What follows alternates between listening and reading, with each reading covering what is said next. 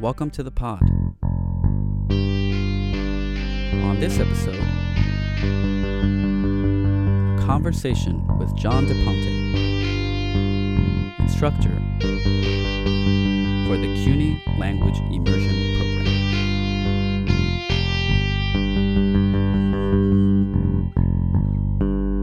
I am your host, and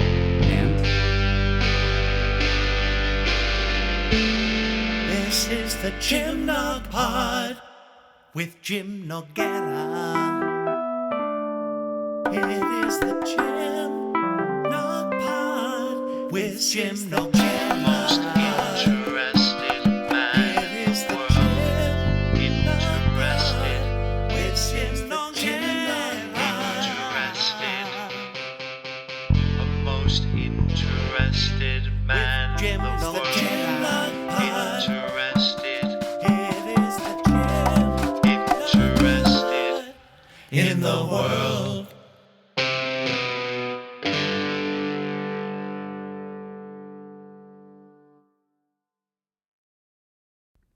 John DePonte teaches for the CUNY Language Immersion Program, or CLIP, at Bronx Community College. I've known him for a number of years. I think he's an exceptional educator, both in terms of his knowledge of his subject matter and in his approach to teaching. This is a great podcast for anyone interested in ESL instruction and/or language learning. We talked about John's pedagogy or teaching method, language acquisition, which includes various tips and tricks for listeners, and his website, speakening.com. Before the conversation, I feel I have to make a few corrections, which no doubt will become a recurring segment here on the pod. I made a slight error in saying that the OED word of the year for 2019 is the singular they.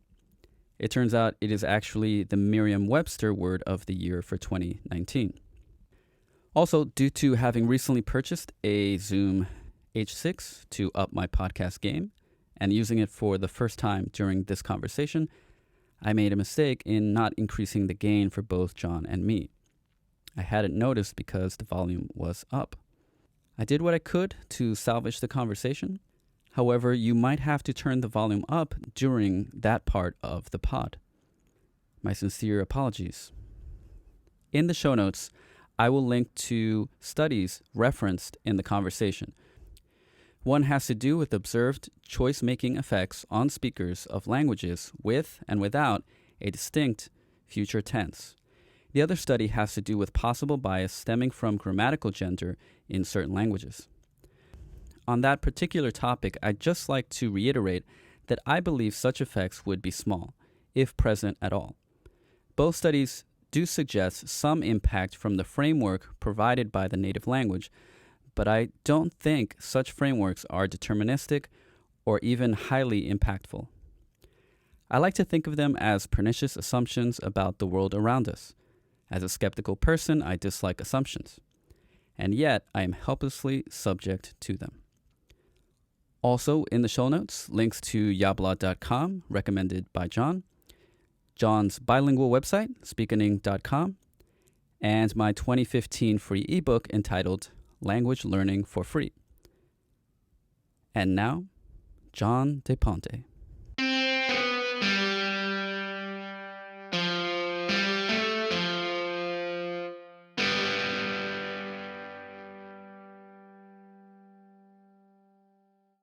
Thank you, John, You're for welcome, coming on. James. My pleasure.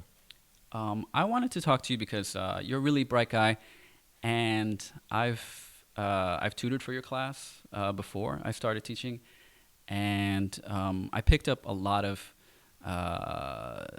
different pedagogical ways of thinking from observing like what you do.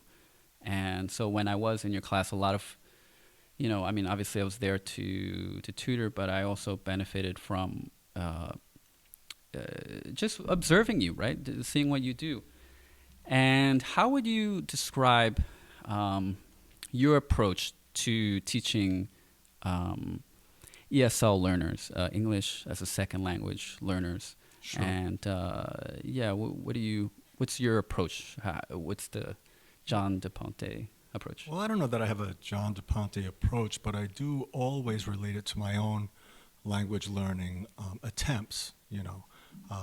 I have been relatively successful in acquiring some languages, including Spanish, and other languages require more work.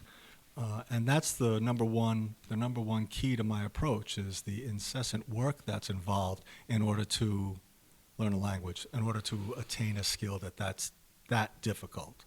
I like to make analogies to sports when I show sports movies, and that's the theme for the class. I just show them, look, number one is how hard these people work. And you're going to have to work every day. You don't take Sundays off. You need to work every day for several hours if you want to acquire a language in any reasonable amount of time. Mm. So that's key, the work. Yeah, I'm sure you have more to say, but yeah, that's something that I certainly noticed in your course, and so part of the consistency and the practice, which is so important, and as somebody who loves to study languages, I can definitely attest to that, and I'm sure you know as well because we talk about that sometimes. Learning different languages. I know you have a penchant for languages as well. You take a heavily, shall I say, like grammatical approach. Like you really focus on drilling the grammar. Can you talk about that? Yeah, I do drill grammar, but I don't try to get my students to learn the language through the grammar. I like to think that I'm explaining the grammar as it comes up in our books, the books that we read and the movies that we watch, and whatever the content is. I like to handle it that way and not try to teach them, okay, what's the name of this particular facet of grammar? How do we build sentences with this facet of grammar? No, that's not the way. That's such a slow way to learn and not really the way we acquire the language. That's a great point. Yeah. I think people who maybe speak another language or who have attempted to learn another language have so much more insight into that process.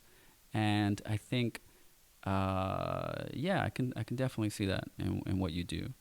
And one of the things I like to start my class off with is I like to pretend that I can teach them the entire English language in 20 minutes. I say, here I am. I'm going to present to you the entire English language, and I teach them about the 12 tenses, which is really 3 tenses and 4 aspects, but the 12 tenses. Yeah.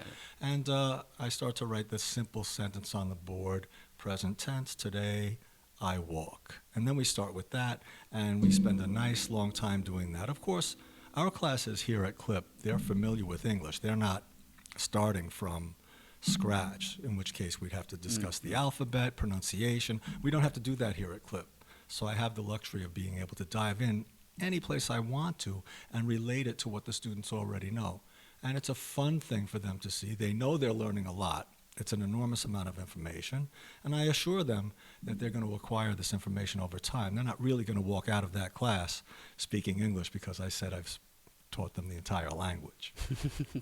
Yeah, but it definitely is a great way to engage them. So where do these CLIP students, the CUNY Language Immersion Program students, what are some of the basic requirements for them to be in the program in the first place? My understanding is that these are students who got their high school diploma in another country. Well, we get a vast range, and the way we determine whether or not they should be in CLIP and not in an easier program, we give them the same exam that we use as exit exam, which is the CLIP essay plus the Michigan grammar test, which originally originated in University of Michigan, but now it's not really related to them. So they take this test in the beginning, they write some kind of essay, and we grade them, and we see, okay, this student is appropriate for CLIP, or this student needs some more fundamental work before they can come to CLIP. Yeah. Would you say, I mean, obviously, having tutored there, I know that most of the students are Spanish first language speakers, right? I think there are some French speakers. Some French and some Arabic. Some Arabic, right? Those are maybe 3 main Yeah, and I don't think there's any other language that Okay. I've seen. In my And- 5 years here, I yeah. haven't seen any other language. Yeah. What do you think about the idea that the language that you're starting from, right, your first language, is a framework for you learning the target language? Of course it is. Of Yeah. course it is. And when I teach myself a language, I always learn it bilingually. I never try to learn it immersion, you know. I always tap back into the languages I know to learn the new language. So I share that with my students too. Right, right. And I noticed that, and because we understand that there are definitely patterns of, let's say, errors that these students make, and there's a certain way to teach them. Sure. And so can you maybe, I don't know, give an example Sure. of Sure. that? Word order is a problem. In English, we place the adjective before the noun. We say the White House. In Spanish, you place the adjective after the noun. You say the house white. And this litters their writing. And it's hard for them to overcome this and get this idea. Also, they will, if they have a plural subject, they have to make the adjective plural. You don't say, Right. you know, if you have two houses, it's casas blancas, it's not casas blanca. In English, it's a sin to add an S to an adjective. We simply don't do it. There's no matching the number of the noun to the number of the adjective, but it's done every time in Spanish. So that's an example of something that is a habit that's hard to break, but it has to eventually be broken. Yeah. And I also notice, what's another one? This and these, you know? Yeah, Which is pronunciation a issues. pronunciation thing, Yeah. right? So it's like more to what we were talking about, right? The framework. So Spanish is very phonetic, Yep. right? Yep. The letters are basically consistent Yep. with how you pronounce them. Where in English, it's Could be anything. right. And so one thing I like to say to students is, with Spanish, you use your ears more Right. when it comes to spelling, and with English, you use your eyes more. Okay, that's And so I'm trying to help them basically understand that. Well, that's one technique. So I'm telling them you have to memorize these things, and memorization is a big part of language acquisition, right. I think. But another like hack that I give them is to take a word and try to pronounce it the way that you would in Spanish, to try to remember the spelling for that word. So, for example, calendar would be calendar, you know, and it helps me too. So yeah, what do you think? I think that's okay. I think it's okay to use stepping stones like that. I do that kind of thing when I'm studying another language, where I'll intentionally pronounce the word wrong, and it will help me to remember how to pronounce it correctly. Yeah. Okay. Yeah. I mean, I like to tell my students one of my favorite Einstein quotes, which was, "I'll never be able to learn English because of the treacherous spelling." And that's Einstein, a pretty smart guy, It's pretty smart. telling the class, what you're trying to do here is very, very difficult. In fact, Yes. too difficult for me. And also critiquing the English language. So I took the history, a course in college, the history of the English language, and part of it has to do with the great vowel shift. You know, this idea that that the way we pronounce vowels, for example, changed over time, but the spelling remained the same. Correct. And so it's just led to a larger amount of confusion. And Einstein was dyslexic, no? I mean, that's something that I heard. I don't know how dyslexic he was. It may be the case, but that I'm not aware of. Okay. Another problem with English is that it's such a gluttonous language. English has many roots. It's got Latin. Yeah. It's got German. Yeah. It's got French and Greek and English and Irish, and it uses every root it can get its hands on. And each of these languages handles pronunciation and other things differently. So that's really that makes it really a difficult undertaking. yeah. I mean, I think that's something that English speakers don't appreciate is is how perplexing their language is to non-English speakers. I feel very lucky that English was my first language Yeah. because it's a lot harder to learn be than very the other hard. languages. Yeah. And we certainly have spelling issues in our language, but on the positive side, from what I understand about Chinese, it's pretty darn hard to write. Yeah, it is. And I think they have also issues with that, with I guess the Chinese version of spelling, and so they're trying to improve people's skills in that, and like encouraging I guess Chinese versions of spelling bees and so on, character bees. I don't know what you would call them. Sure. So I guess I don't know if you want to say anything else about your particular pedagogical approach. A little bit. Okay. I mean, the way I try to keep them engaged in doing work every day is I give them, a 3-part homework assignment. One is vocabulary. Another one is main ideas of what they're going to be reading at home that night. And another one is just flat out memorizing the irregular verb tenses in English, because most verbs in English are irregular, which is really goes up against the definition of irregular. In English we add ed to simple regular verbs like play and walk and talk, but then the rest of them, the inside of the verb changes. Find becomes found. Good God, who ordered that?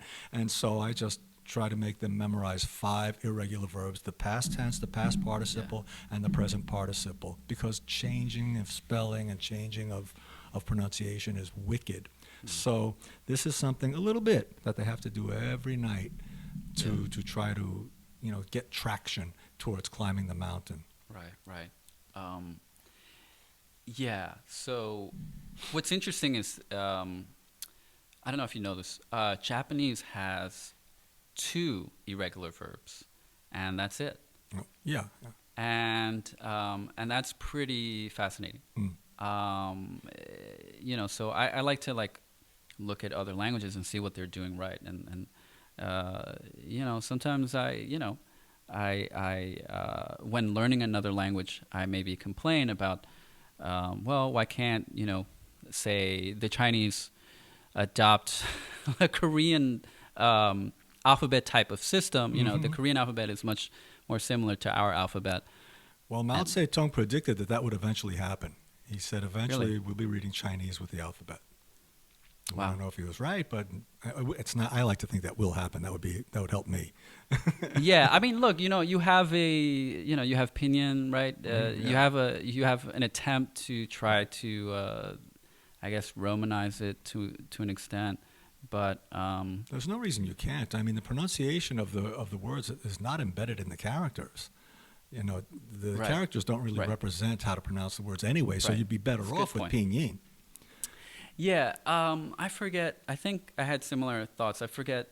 I think different languages have different reasons for why they might do that. So, Japanese too, by the way, a very difficult language because of the 3 alphabets. right. The kana, right? Yeah, the kana. And the kanji. And the kanji. But they have an interesting approach to tenses. They have 2 tenses: past and non-past. Yeah. Very general. Yeah. Which is another point of comparison, right? That's really cool. There's so many aspects of Japanese that are really simple, right? No gender, no future tense, and that's pretty cool, right? Then they have some weird stuff like verb-like adjectives and noun-like adjectives, and that adds some complexity. But no articles, Right, so that's right. That's pretty cool. That's and right. To some extent, no plurals.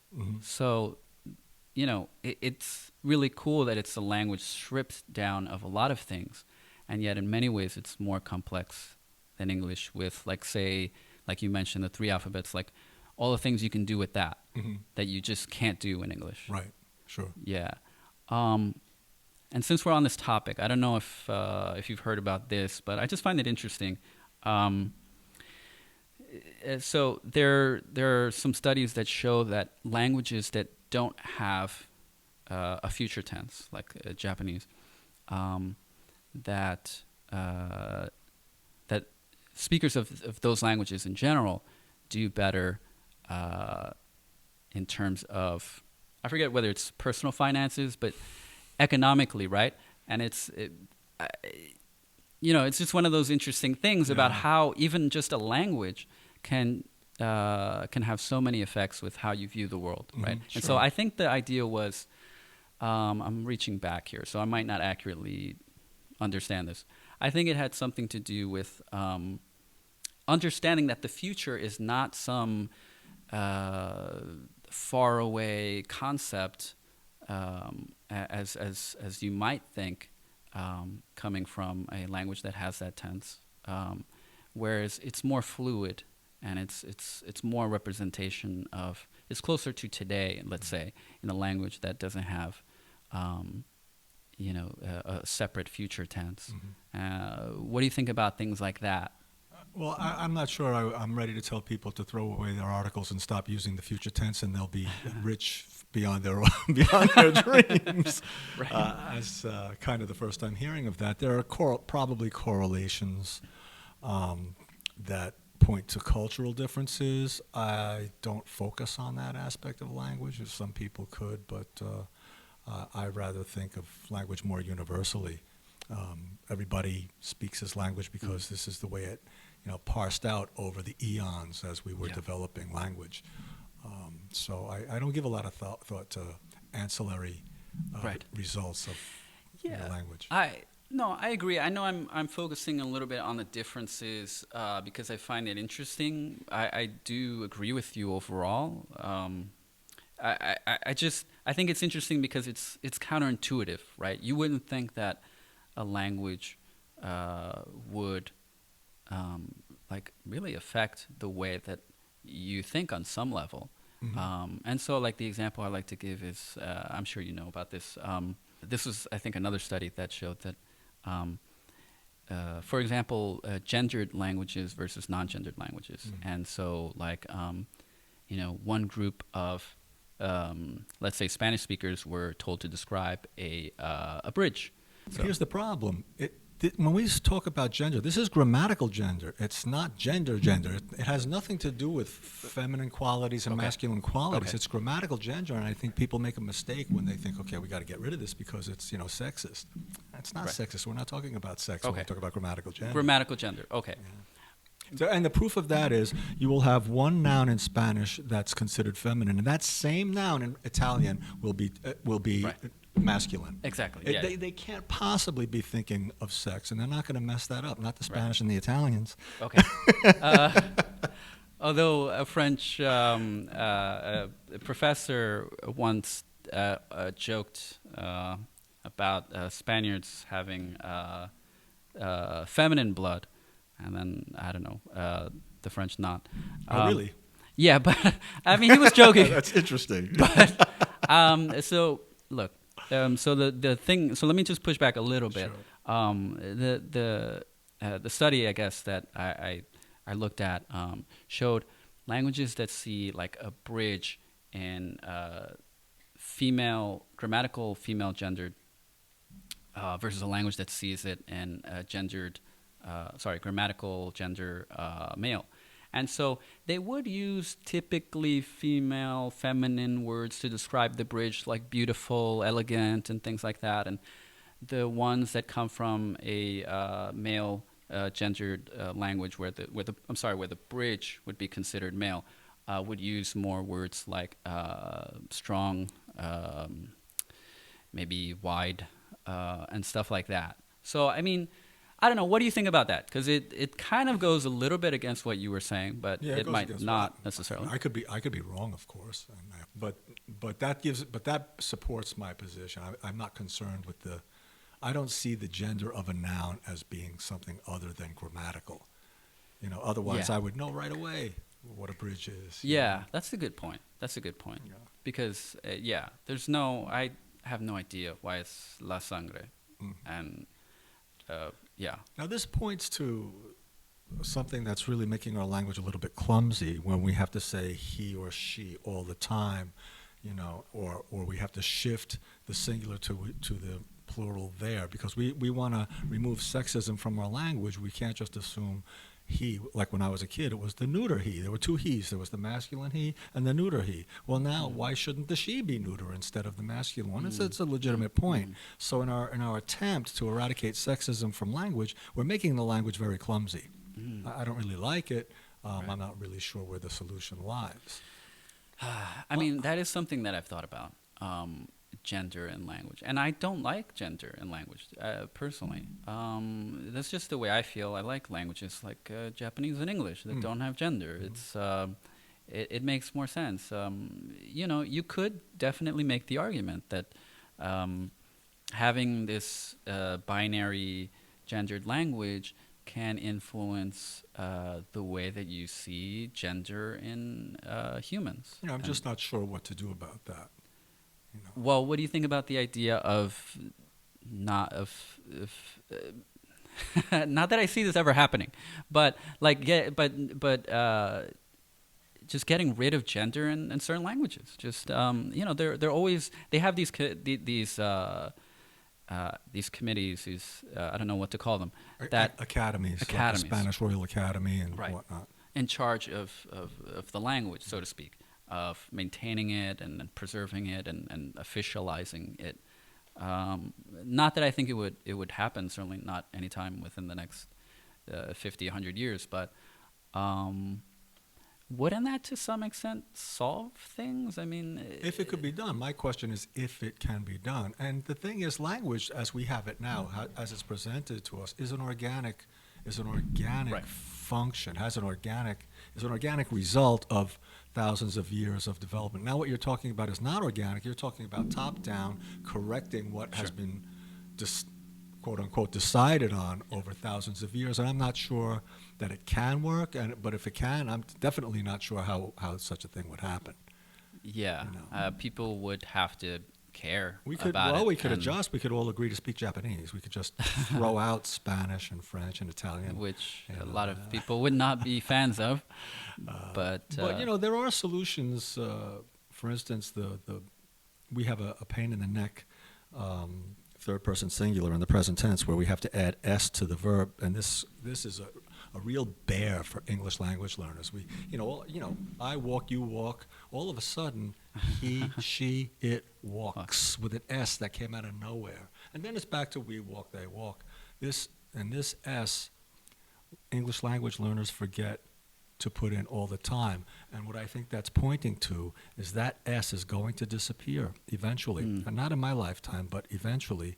And it already has disappeared. There are people who in the English language don't put S on the third person singular anymore. They handle it the way the Chinese do. I walk, you walk, we walk, they walk, he walk, she walk. There's no conjugation. And that's, people think that's uneducated. They think it's not intelligent. It's brilliant is what it is. It's genius. It's a solution to a problem. Yeah. Just like singular they, right? It's like came out organically. It was a lot of people like me, the professorial types or grammatical people who were in charge of teaching or tutoring, this sort of thing, have corrected that for a long time, and now I think it was word of the year for what is it, the OED in 2000, I forget the year, but 2019, something like that, very recently. Word of the year, singular they. Yeah. Well, that's one of the solutions that's kind of buggy, because your sentence will start with a he or she, and then later on you'll use they to refer to that one person, because you don't want to use the gender. Infused,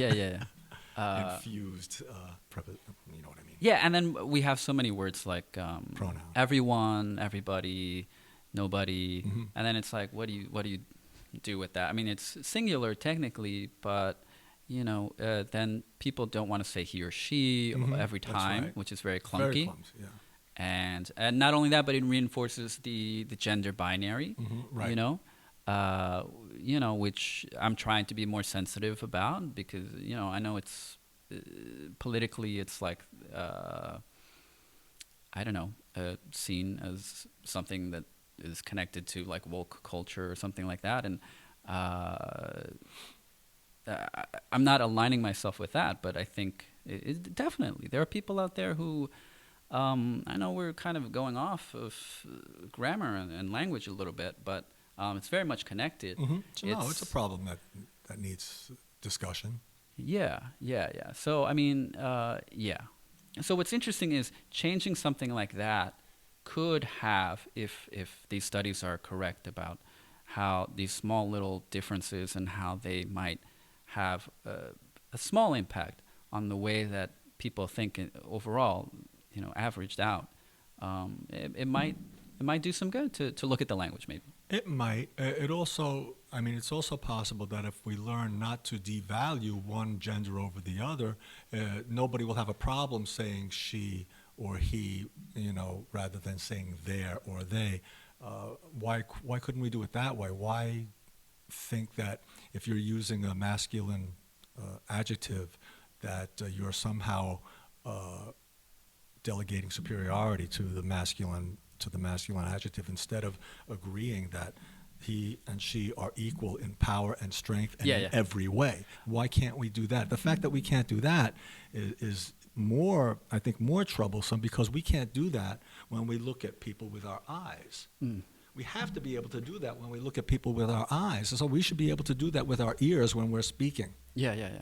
I mean, I think part of the problem is, as you know, the kind of, I guess, the dominance of the masculine in a language like Spanish, where if it's a mixed group, male and female, you use the masculine form. To the masculine form. Right. Things like that. But I think another issue is, I don't know if I was communicating this well, but it's not just the seeing male as higher, but it's people who don't identify in the binary system. Okay, gotcha. That's what I was talking about. That might not have been clear, but so I mean, there's lots of people like that. It's a growing number. I heard something like intersex people are something like the same amount of people are redheads. Okay. Okay. So it's often an argument. That percentage. Okay. Yeah. So I mean, we don't think of redheads as like not I don't know, as anomalies, right? I mean, maybe sort rare, of, but not. Sort of, and I've heard some interesting opinions about redheads, which I won't repeat here, but it is kind of anomalous. Yeah, no, it's rare, sure.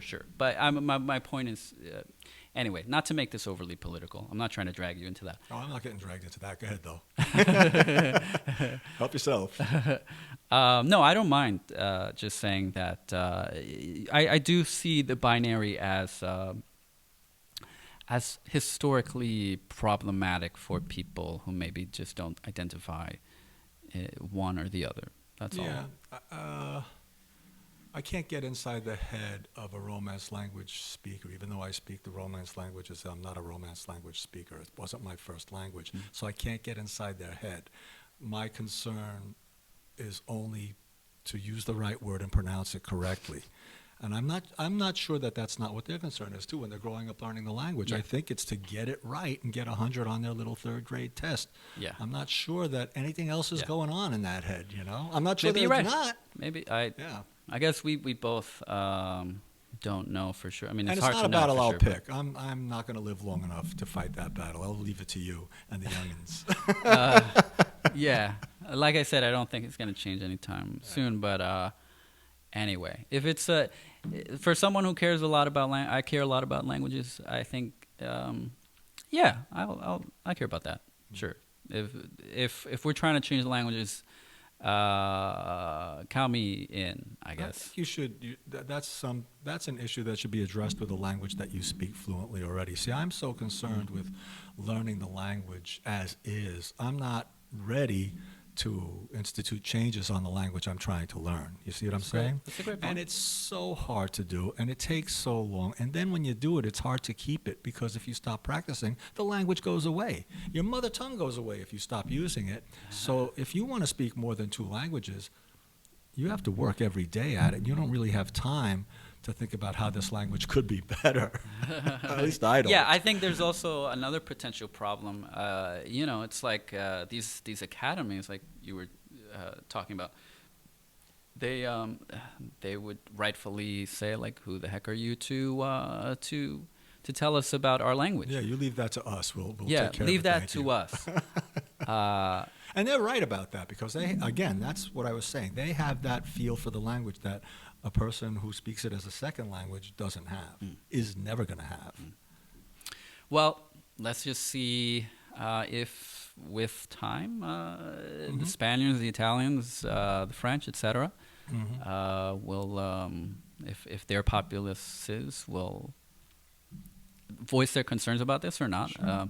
I'm sure they have more interesting, Issues. demanding issues to Yeah. talk about. Sure. Sure. I guess they'll put that for later. And whatever they decide is fine by me, Cool.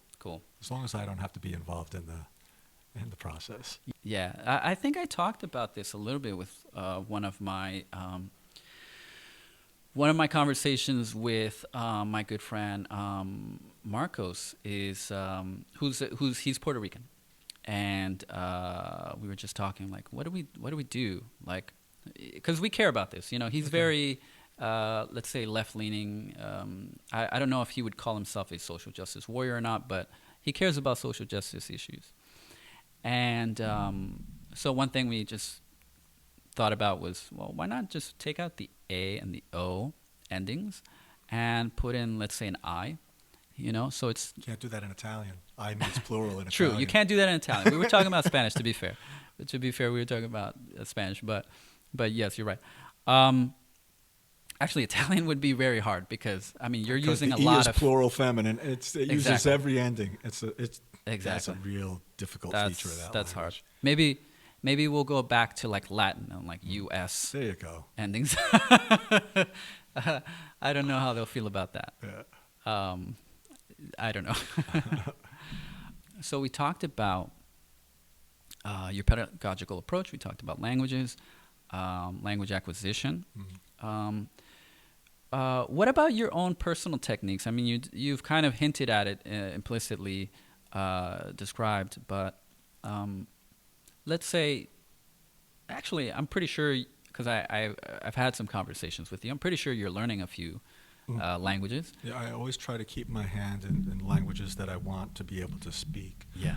Right now, the one that's most fun for me is Italian. It's the most fun language I know, and that's the one that gets most of the attention simply because it's most fun. And what I do for that is I'm gonna plug a website that I'm a big fan of, for yabla.com. They actually find TV shows in the languages you're interested in studying. And while I find the French programming and the Spanish programming not to be so interesting, I find the Italian programming fascinating. They have detective shows that are on the light side. They're really detective comedy shows like Commissario Manara, and this is about this police precinct where everybody's pretty funny, and they speak a real rapid version of Italian. The star is from Sicily, so he has that as he knows the dialect of Sicily. He doesn't speak it normally. Normally he's speaking just really rapid Italian, which is very difficult to follow. And this is, I would imagine, when you get to that step, this is where you have to find a way to be able to understand rapid speech of native speakers. And I call that speakening, listening as you're speaking. If you're speaking a rapid Italian to me, I'm trying to say what you're saying in my head as you're saying it. Because that can be done within a quarter of a second. You can repeat what the person's saying to you within a quarter of a second, which sounds simultaneous to us. So I try to do that when I watch these TV shows. After you get through the nuts and bolts, after you have enough vocabulary, after you have enough grammar, and you've read several books in that language, it's time to employ the ear, the ear and the mouth, and try to get yourself to a comfortable level of fluency. And there are other levels. There are people who normally speak their mother tongue slowly, and there are other people who speak it fast. You know, so you have to choose what is comfortable for you, the way you like to hear the language, and you have to go after that tenaciously. Because it gets good some days, and the other days you just don't know anything. It's the same as music.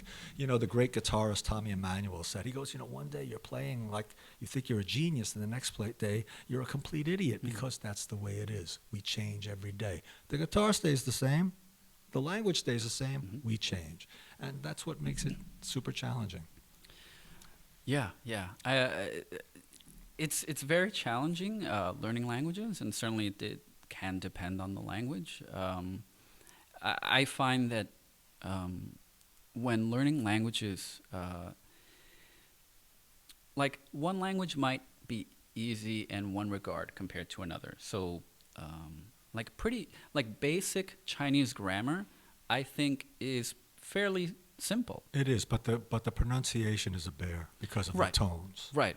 So, but then it will have, very difficult pronunciation, or because you have to memorize all of those tones, or very difficult writing system, For which I ignore it. I'm only interested in speaking the language. I ignore and Japanese, I ignore the writing.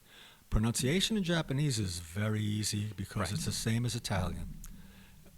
Basically. I mean, there are tone changes in Japanese, but if you ignore them, you'll still be understood. So I ignore them. Yeah, I think, for the most, I mean, there are some differences in the R type sound there are, and the H type sound. Right. The N is a little bit softer, maybe a little bit nasal, not as nasal in which as language? Japanese. Yeah, it depends on which N you're using. Yeah. So, what I find, basically what I'm trying to say is that languages tend to be about the same in terms of difficulty. Of course, if you are a Spanish speaker, learning Italian is going to be much easier for you than learning Dutch. Right. Sure. Assuming you're not an English speaker as well. Right. Okay, so what you're saying is you focus on, let me see if I remember, you focus on listening, and you feel like focusing on listening will also help you with speaking. Because indeed. You'll automatically imitate Yeah. what you are hearing if you hear it enough. Yeah, and I totally agree with that. And so you're saying other skills, like let's say reading and writing, you would put those secondary, or maybe... Actually, I do them first. Oh, okay. I do them first, get them done. That gives me the framework from which to understand the spoken language. After that, I graduate on to spending most of my time listening. Yeah, okay. And you have to actually, and because there's little opportunity to do it, you have to find opportunities to actually speak the language. Yeah. And mostly that means you're going to be talking to yourself. Okay. Yeah. No, I totally hear you. That's me sometimes, and I can definitely annoy people by responding to them in a language they can't speak, just because in my head I'm trying to practice. I think my approach is pretty similar. I think for me, and I've done this several times now, it certainly depends on what my goals are for that language. But let's say I want to be fluent in that language. I think for me, and I wrote an ebook a few years ago, Language Learning for Free, and the basic premise behind the book is, and it's very short, I just put together, it's free, and I put together a bunch of blog posts, and it's a resource for learning languages. And the basic concept is that not only can you learn any language that you want for free, you don't have to spend a dime to learn a language. But also, really, if you want to learn a language, you have to find a way to incorporate it into your life. Because it's, back to what you said, right? It requires work. Right. And consistency. And so, therefore, it has to be a part of your life. And, yeah, absolutely. listening to the language, whether it's and maybe this is why the Pimsleur approach seems to work better than some other approaches. I used to like to use the Pimsleur approach at the very beginning, especially if it was a problematic language for pronunciation. So I used Pimsleur to introduce myself to Chinese because I knew I was going to need the help. Yeah. But after that, I'm not sure. After that, first of all, their upper levels get exorbitantly expensive. Okay, I didn't even know because I didn't look into like the pricing. Yeah. Because I wasn't even interested because I heard it works really well for some people, but in the beginning, no, it works well in the beginning. But what they do with Pimsleur, they keep circling back to repeat language, which is necessary for you to remember. So they always circle back to repeat language. But here's the problem: you have the CDs. You can turn the first CD on anyone you want. I don't need to pay money for them to circle back with the same language I heard on CD 1 because they think I need to hear it again in CD 5. Right. I can just put CD 1 on again. See, this is a little bit of a flaw. The reasoning is good, but we don't need them to do that for us. Yeah. You know? Yeah. And also, it only takes you so far. That kind of approach will only take you so far. Yeah.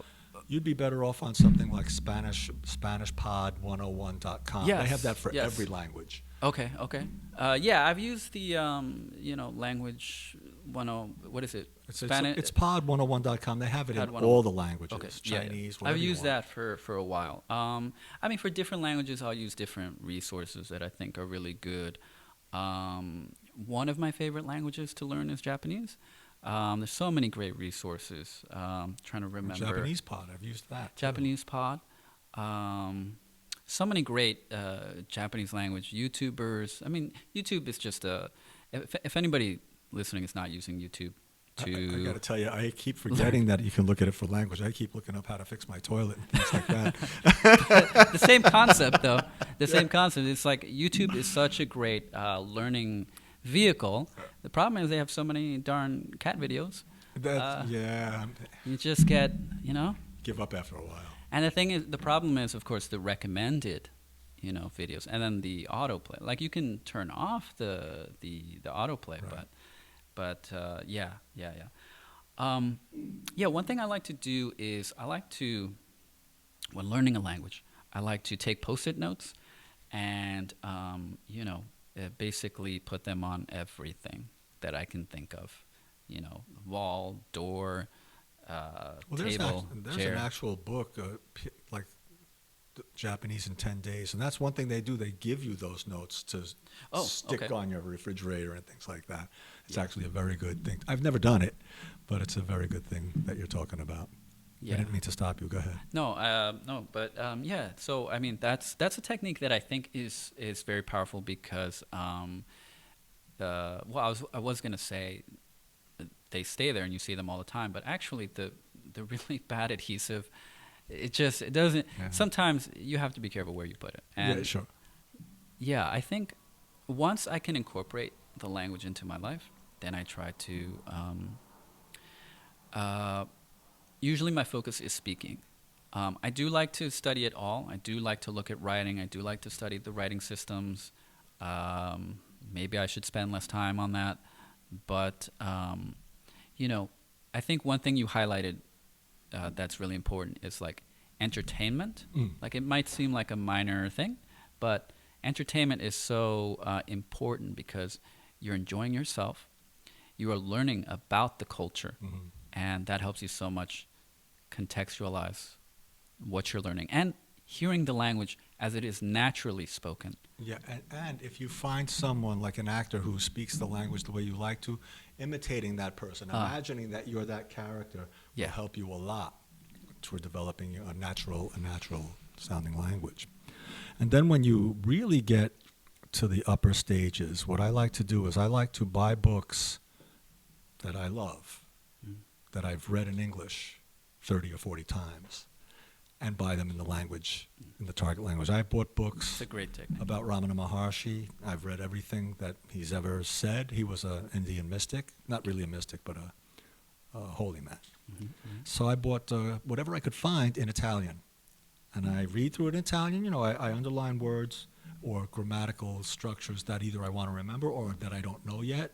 And I will eventually go back and look them all up and fill them all in and read the book again. Now you're again applying my very necessary feature of repetition if you want to learn a language, and now it's at a higher level. Now it's at a level of not the repetition of a chapter, but of an entire book. And it should be stuff you love, because you're not going to want to do this. If you don't love what you're reading, you're not going to get through that book. Yeah. You know, I've started books in other languages. I have this series of dual language books, you know, stories from Puerto Rico, stories from Spain, stories from the Caribbean. But they're all these old legends in about a page and a half, and God help me, I can't get interested in them. Yeah. The language is there, it's dual language, it's easy, I don't have to look anything up, and I don't want to read it. Yeah. I hear you, and I've definitely been through that. Yeah, I've definitely tried reading in Spanish, reading in French, which is definitely a lot more difficult. Tip for anybody who wants to try this: it's easier, at least for me, it is with an ebook, because with an ebook you can highlight a word and it will translate it automatically. Yeah, see, I'm still so old-fashioned. I like to have that paper book in my Yeah. hands, and I like to ruin it with a pencil or a pen. And then I buy another one. You know, my books, I buy them 5-6 times because they fall apart by the time I'm finished digesting them. I tear books apart. Yeah. I guess now we can talk about your website. Oh, okay, sure. And how maybe Well, describe it. I wanted to give my students a way to acquire the language as fast as possible, and I believe that way is bilingually. And also, I have a method when I'm reading in another language that's not English, I break those sentences up into 2- and 3-word phrases and I leave it to my brain to put them together later when I need them. Mm-hmm. And that's really all you have to do. I never found that you had to go back and put the whole sentence together. So I had a great book that I read in college. I think it's just called English Grammar, and I forget who the authors were, but they deserve 2 thumbs up for the work they did. The premise of the book was, if we had to develop a language, if we had to write a computer program that would spit out the English language at the other end, what would that program look like? So basically what they gave me was about 102 sentence patterns that we use in English, which is pretty complete. That's about all we have, is these patterns that we use with various vocabulary in English. So I took these 102 patterns and I made dialogues out of them.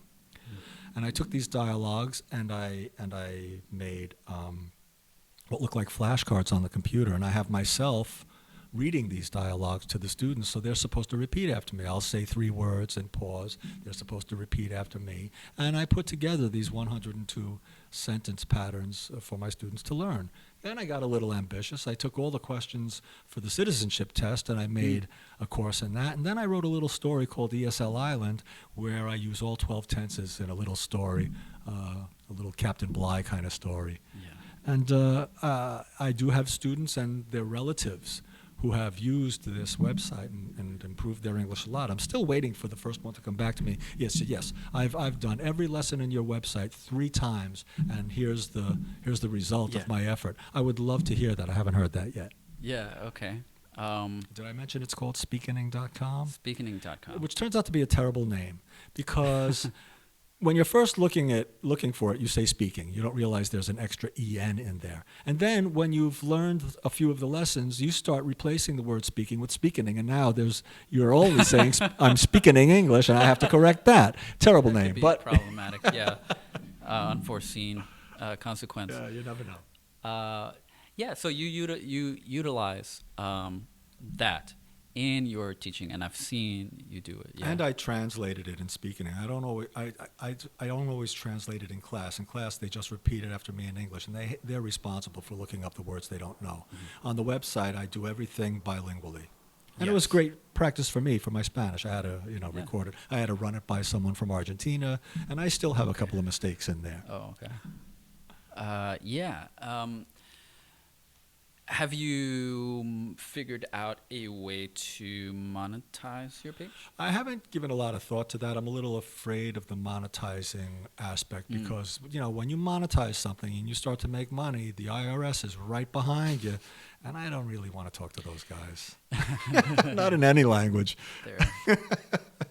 tend to be a little dry.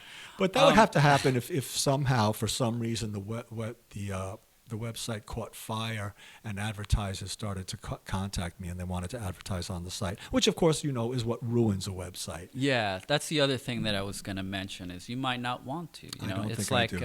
At this point, I don't want Wikipedia. Like if there was heavy advertising on that, it would really hurt Wikipedia. I'm saying that as a person who has not donated to Wikipedia, but I'm definitely I've used Wikipedia so much that I feel it's coming. Right. I forget the name of the CEO, but the check's coming. Yeah.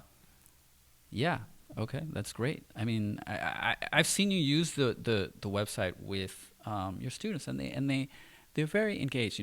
They put their headphones on and they start listening. And what I find that's great about it is not only is it bilingual, which is awesome. It's them using the language that they know to understand the language that they want to learn. But it's the I feel like narratives are really powerful, because we understand things through narratives. You can understand things sometimes that you wouldn't understand unless you knew the context in which the information is presented. So I like that about your website too. Thank you. I guess that's about it. Well, James, it was a pleasure. I mean, as cool as I try to be all the time, you can't help but get a little apprehensive when you know you're going to be recorded. But I'm glad I did it, and I'm happy that you invited me to come here and speak. We've had many conversations, it just after class, before class, maybe even sometimes during class, that's part of the reason. I feel like. We share a lot in common in being not only educators but people who love languages. Sure, definitely. And hopefully we had a conversation that others could take away from pedagogically, in terms of learning a language. Thank you very much. Well, thank you. It was a pleasure. All right. I suspect there will be more audio-only podcasts in the near future for the pod. I find this saves me a considerable amount of time and allows me to edit the audio much more than I would have if I had to then do the same to the video. I also have found that it allows me to focus more on the conversation. I still get very nervous doing these. John recommended I do these podcasts more regularly to get in the zone out of my own head. I get very busy with teaching, writing, and podcasting, the latter of which is costing money as opposed to making it, and that's okay. This is a labor of love. But I will try to take John's advice.